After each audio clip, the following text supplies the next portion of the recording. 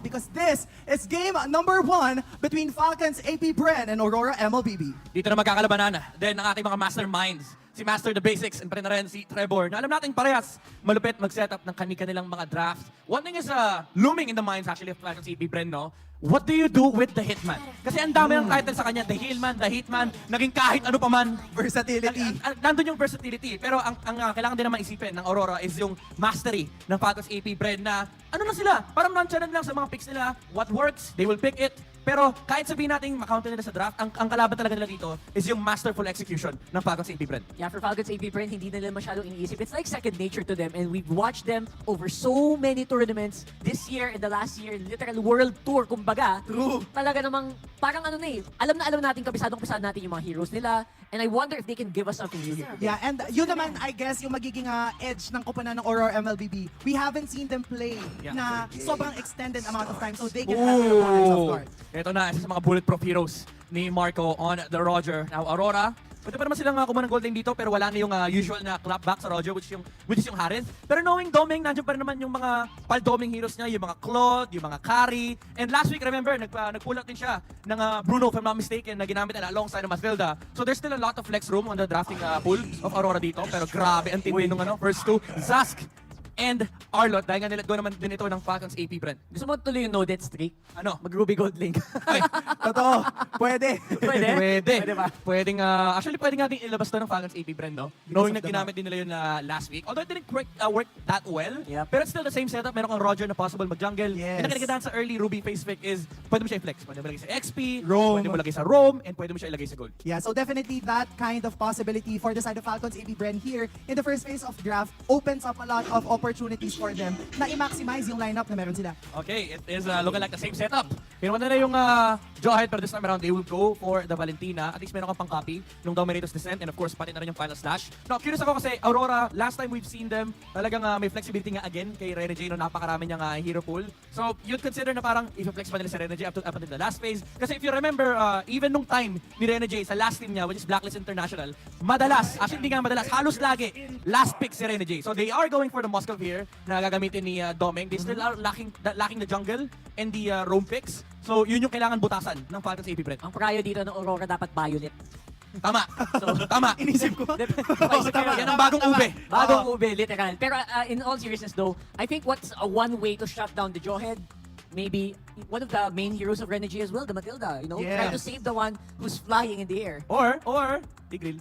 Pwede. Diba? Yun na nga. Greedy. Kasi makikita natin kung magiging the hitman ba si Rene J or the healman. And this is what we were talking about. Kailangang puruhan na ng koponan ng Aurora MLBB yung jungler ng kabila, which is why they banned the Nolan.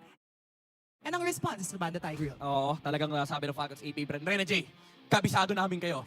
Max, dito ko lang, magre-reference sana ako ng S7 eh. Pero wala na yung Tigril. So, only options for Rene J is yung mga nagamit niya na before. Nandiyan yung Grok, nandiyan yung Mathilda. Pero again, napakalalim ng hero pool ni Rene J. Nandiyan pa rin naman yung ibang heroes niya. Pero yan, shoutout sa Royal Duo Yes. na sumusuporta dito sa Aurora. Again, for Aurora, medyo malalim pa ang kanilang Boss! hero pool. Boss! Sila, boss! Teka na, na-stun ako dun for 5 seconds. Teka, so obviously Rene J-centric pa rin naman ang target dito ng Falcons AP Bren. You know what? Deserve na deserve. I think they really do deserve to have him focus down. And again, Nino. pag napabagal siguro si Rene J, sabi nila, maybe they'll also slow down the whole map rotation. Nagtanggal ang assassin dito yung Aurora. Tinanggalan din sila ng Julian. Julian ni Demon Kite. So there's still the chance na makita natin dito yung jungle. Pero I would say parang mas maganda i-flex yung last pick dito for Demon Kite. Kasi maganda rin yung factor na parang tinatago mo kung ano yung pinaka-importanting component ng inyong lineup. But I would say, baka magkaroon pa rin talaga ng priority, ng preference dito yung Aurora na i-last pick dito. Si Rene J. Oh! Okay. Spicy. Guys, kilala si Demon Kite dyan. Kung maalala nyo, yan ang dahilan bakit naging rookie of the season siya. Noong season 8, yung kanyang Benedetta. Ganda dito, they're playing it close to the heart, close to the chest.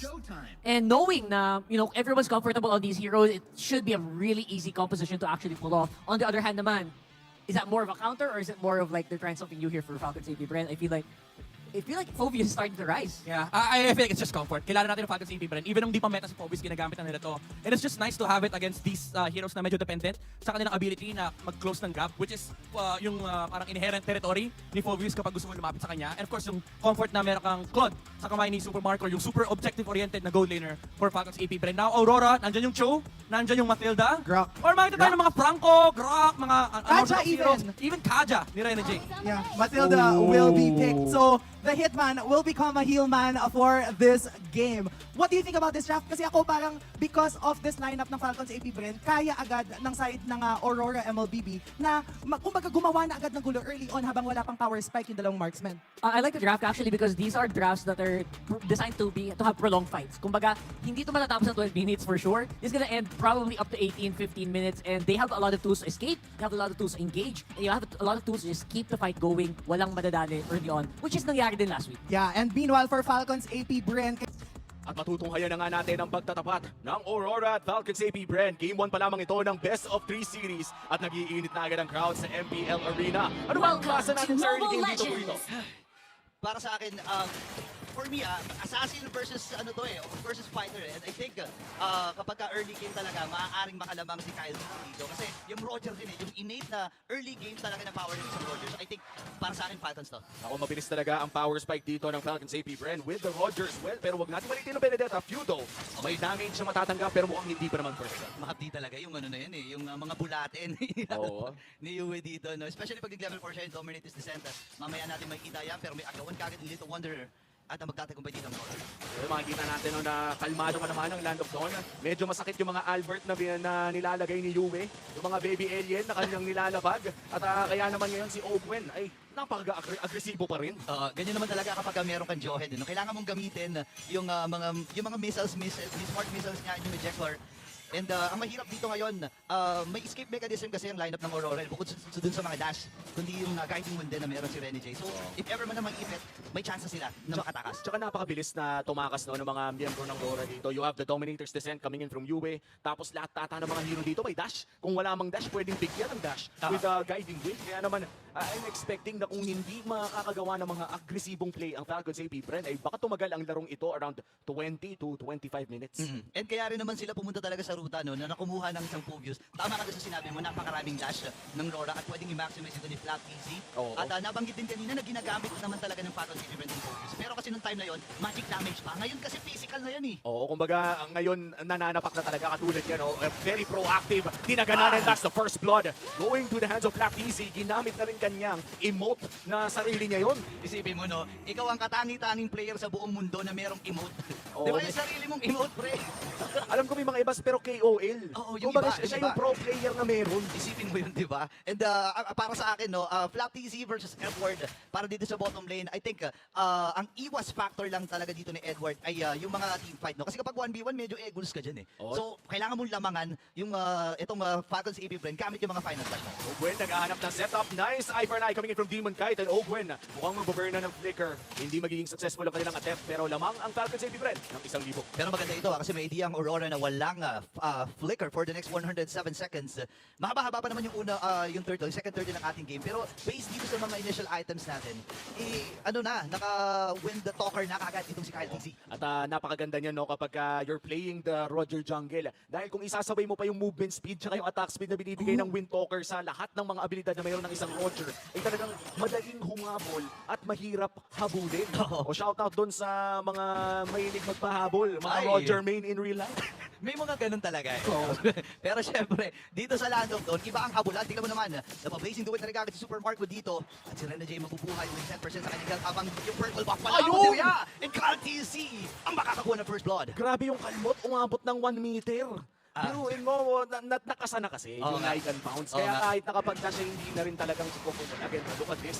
Black Easy on this Phobius. Nakakairita talaga kang Sobra. kalaban ng Phobius kapag marami kang dash. Ang hirap talaga, no? Pero correct ko lang hindi pala first blood yun. Ang dami kasing nangyayari kagad early stage pa lang. ng Falcons AP Bren and Rora. 2 kills na para sa Falcons AP Bren at nakokontrol nila yung early portion sa laban na to. Kumbaga kontrolado nila yung mapa kaya mas marami silang resources na kukuha. A 2K gold lead at mukhang sila pa nga ang nakakasimula ng pagong na ito. Once again, this is the second third of the game already pero nasa magandang pwesto din ang Rora na possible na umagaw dito. Okay, hindi sumapat yung Spear of Destruction doon. Libreng pagong muli para sa Falcons AP Bren.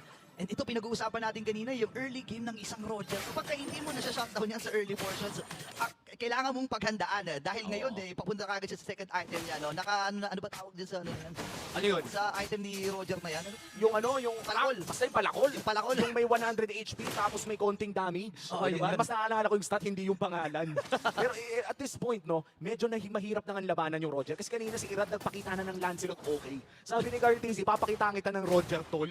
Roger wins games nga daw. It's a 3K gold lead already for Falcons AP. Bren and Kyle Casey is going to have a great early game. Yeah, ito yung hinahanap natin nung week number 1 na paglalaro ng Falcons AP Bren against Smart Omega. At ngayon, parang sabi dito din ng Falcons AP Bren, okay, yung nakuhang talo namin nung week 1, hindi na dapat maulit ito. And ang Aurora, remember, wala pa tong talo wala pa tong talo. Oh, and pero ano, para sa mga Aurora fans dyan, lamang man ang Falcons AP Bren ngayon, ang tanging late game insurance na meron ng Falcons AP Bren ay ang kanilang Claude. Kumbaga, ito yung tutunaw sa harapan. Meanwhile, for Aurora, dahil nga meron kang pang yung side lane talaga na isang Moscow, kahit tumagal to, basta hindi biglain ng ganyan. Naku, mamadaliin nila. Sabi, patagalan ba? Hindi, Owen of Hager din. Habang si Demon Kite, nandun yung mga dash. Yan. Si Fiu kumuha na rin dito ng Dominator's Descent.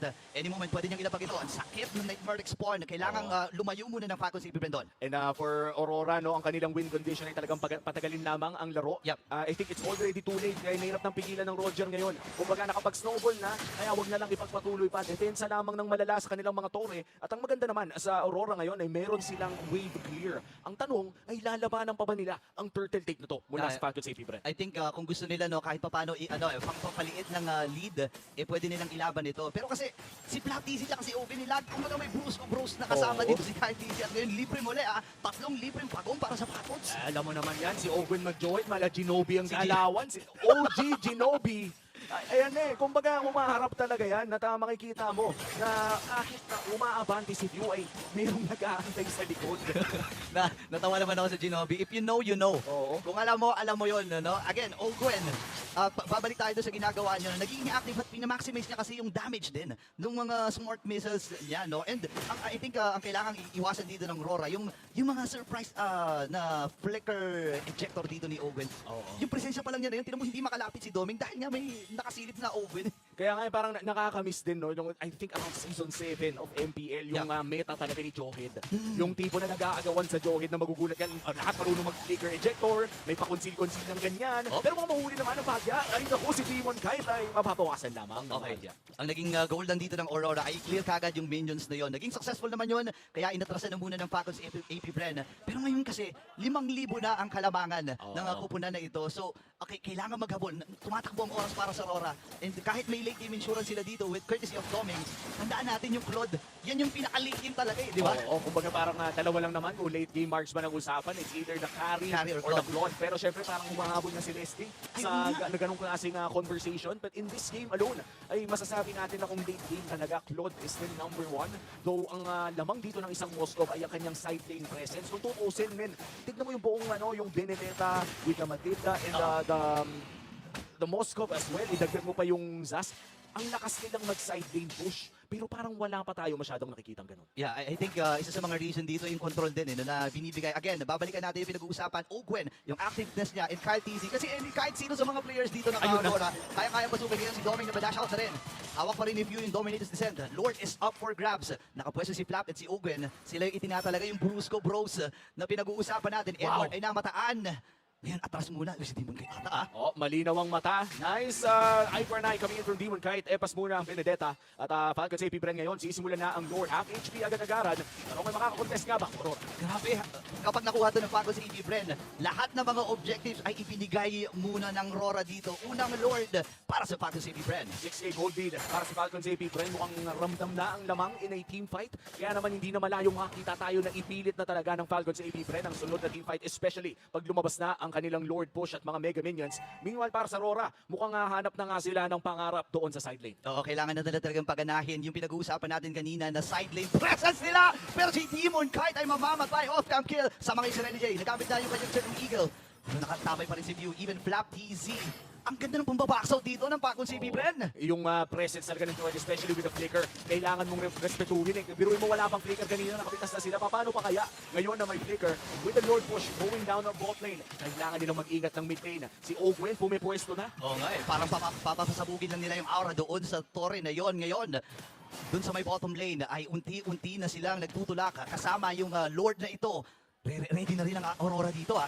Fairly low kill score game, 3 kills pa lang ang ating nakikita. Pero mukhang magbabago yun, ang Dominator's Descent na gamit na. And here comes the team fight. Grabe, pupusyatan nila to. Papasukin na nila sa base dito ang Aurora. Bagsak si Yue. Nasa likod naman si Demon Kite habang si Flap or si Kyle TZ nakakuha na rin ng kill. Si Edward yung maatras. Mapadali na ng Falcon Heavy Bren. May kasama pa sila ditong catapult. Pero maganda ang clear wave na ipinamalas doon ng Aurora. May pagligtas pang nagawa dito si Demon Kite. 10 segundo para kay Yue at Rene J. Kailangan humili ng oras. Electro Final Blow na gamit na rin. Demon Kite with eye for an eye. Pero tignan mo naman yung damage na nagagaling kay Super Marco. Makakadepensa pa naman ang Aurora. Now it's another 5v5 reset.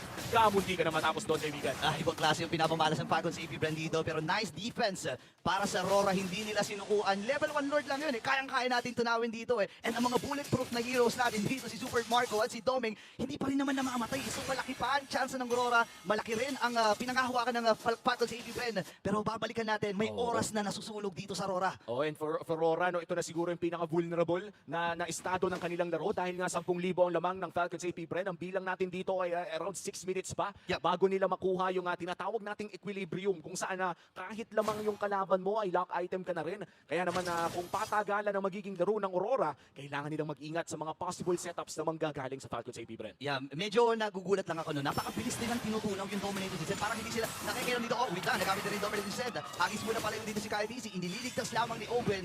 Ayan, susugod ata ang Aurora. Nakikipagsabayan si Rene J. Ngayon, nagamit na rin yung pursuit. Wala Oh, dito. no. Kaya Flap TZ and Kyle TZ, the TZ Bros. Nakakuha na naman ng kill. This might just be the GG push coming in from Falcons AP Bren, a 4v5. Saan nga ba magsisimula ang play para sa Falcons AP Bren? Mukhang safe na route ang kanilang kukunin. Flap TZ kamuntikan na pero natulak palayo. Lord na lang ang magiging call ng Falcons AP Yeah, Bren. hihinga muna dito ang Falcon Safety Brand kasi alam nila yung potential na pagbaliktad dito ng Aurora. Eh, kanina, wait lang. Tumataas yung BP ko pag may mga ganun eh. Alam mo naman kahit naman 5% chance may 5% pa rin. Tama. Minsan nga yung 1% kumakagat, paano pa kaya yung 5? Silipin natin yung mga items ng ating mga manlalaro, may damage naman na ang Aurora, no? Pero yung Falcons AP Bren kasi mas kompleto na yung rekado. Kumbaga, kung budel fight to, lahat na ng ulam, meron yung Falcons AP Bren, iniihaw pa yung sa Aurora. May tilapia, may hotdog, ano. Minsan pinapalaman mo pa sa kanin yun para hindi kita ng tropa, di ba? Tapos may dugo pa, Diba? may tenga pa, kompleto na talaga. Kompleto. Hindi ko alam medyo ginugutom ko na lang siguro yung sarili ko dito. Pero yung mid lane, mukhang dito na nga magpupush ang Falcons AP Bren at kasabayan pang ayok sa top! Ayan na nga, ramdam natin ang gutom ng Falcon Safety Brand na makuha ng laban na ito or Demon kahit ay aatras din. And this time si Rene J pumasok na pero mali ata na papasok ang liga.